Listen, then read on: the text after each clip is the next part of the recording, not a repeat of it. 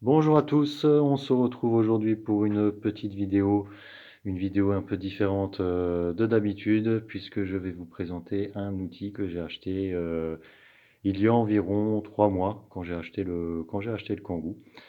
Parce que j'avais pas mal de pièces en plastique qui étaient cassées et comme bon nombre d'entre vous, j'avais vu cet outil sur Internet. Donc c'est un outil de soudage plastique et puis j'en ai acheté un. Voilà, j'en ai acheté un.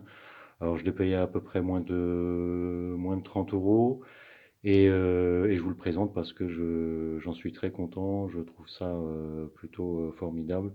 Alors je précise de suite, il n'y a pas de placement de produit, hein, c'est juste parce qu'il me plaît beaucoup et il m'a été jusqu'à présent bien utile.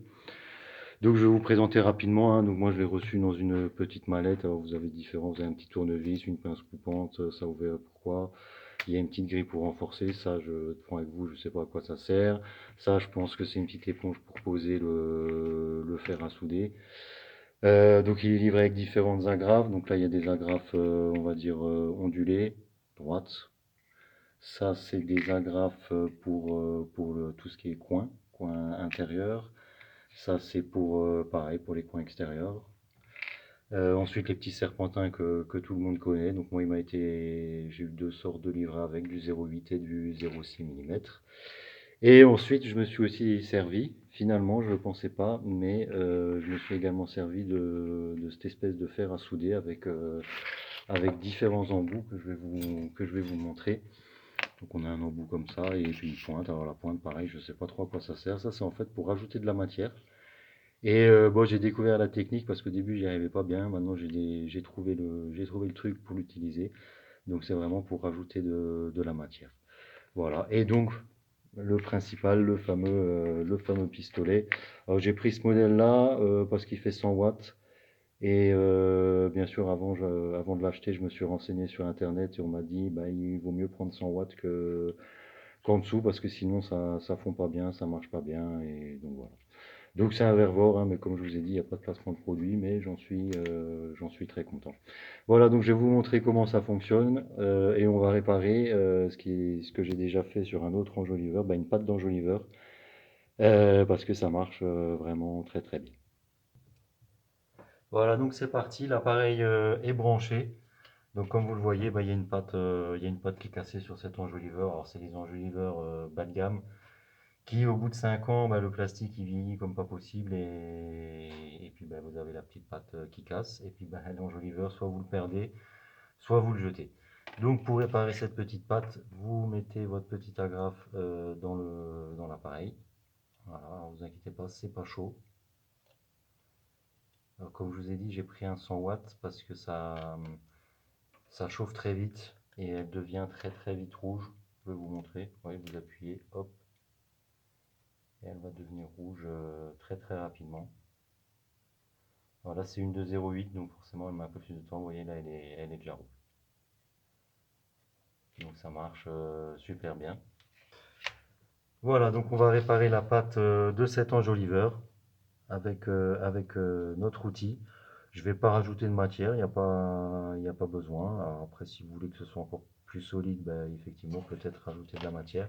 Donc pour ce faire, je vais utiliser un petit serpentin de 0,8 et les deux petites vagues là qui sont en 0,6, je crois. Allez, c'est parti. Hop, donc on positionne la pâte, on va la mettre bien droite. Voilà, et ensuite on prend notre appareil.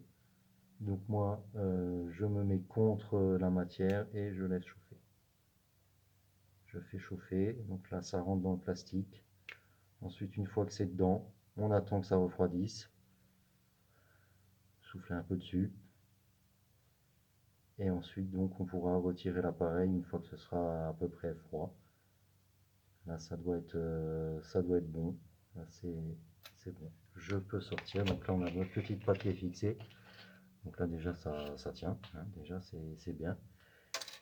Et ensuite, on va encore mettre, je vais encore mettre deux petites vagues ici, là, deux petites vaguelettes. Hop.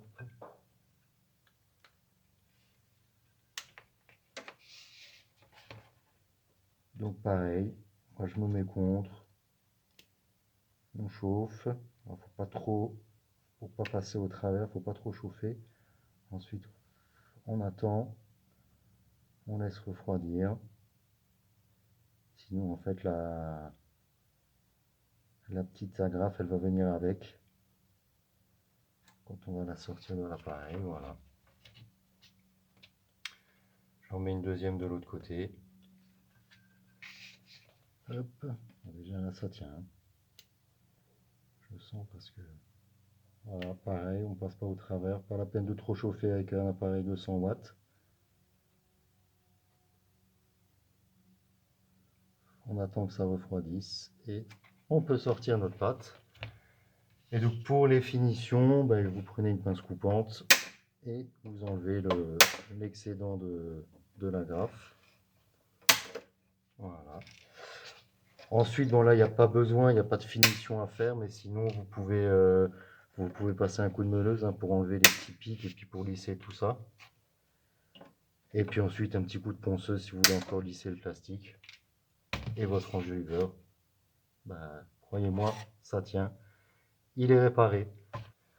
Voilà, ensuite, bah, comme je vous disais en introduction de vidéo, là j'ai percé un trou dans l'enjoliveur. Et je vais vous montrer enfin, la technique que j'ai trouvée pour rajouter de la matière facilement. Donc vous prenez l'espèce de petit fer à souder là avec cette tête triangulaire. Et donc ensuite, en fait, moi je dispose la baguette sur le trou, voilà, là où je dois rajouter de la matière. Et puis je laisse fondre le plastique. Voilà, donc là, l'enjoliveur il est gris. Très clairement là c'est du blanc. Donc ça se verra. Donc je pense il faut repeindre l'enjoliveur après. Mais bon, voilà, j'ai pas de plastique gris. Donc là, vous laissez fondre, vous étalez un peu, bien comme il faut. Hop, voilà, c'est bien. Le trou est bouché. On va laisser souder. Ensuite, vous pouvez le nettoyer comme un fer à souder. Ça marche sur une éponge ou sur du bois. Maintenant, je vais juste le laisser refroidir. Et voilà, et donc si on retourne en enjoliveur, normalement ça devrait être bon. Le trou est bouché. Et donc là, voilà, vous attendez que ça refroidisse. Vous passez un coup de papier de verre et puis là, faut repeindre l'enjoliveur. Faut repeindre l'enjoliveur parce que comme dit, j'ai pas de plastique gris et puis de toute façon, quand vous allez poncer, ça va pas faire. Et voilà, à bientôt pour d'autres vidéos.